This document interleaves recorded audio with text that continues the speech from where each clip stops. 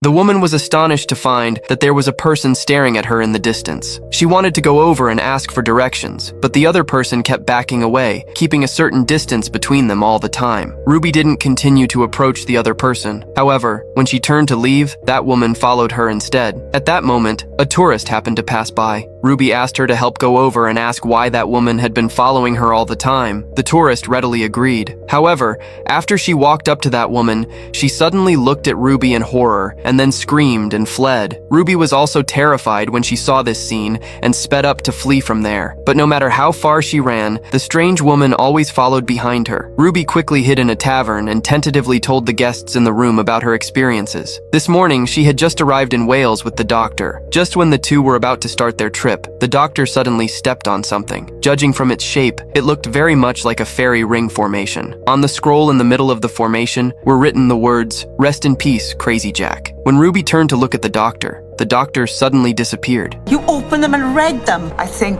whatever spell was cast in this circle is now. What else did they say? Rest in peace, my Jack.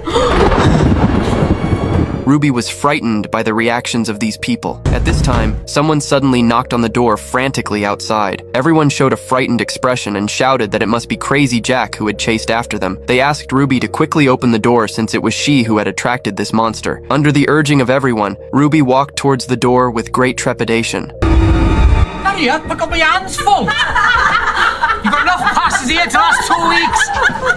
Ruby finally let out a sigh of relief. It turned out that it was just a prank played by everyone. A guest comforted Ruby, saying that the fairy ring was just a decoration and there was no curse at all. But when Ruby looked out of the window, that woman was still standing in the distance. A kind customer volunteered to go out and ask for her. However, after he walked up to the woman, he looked at Ruby in horror and then screamed and ran away.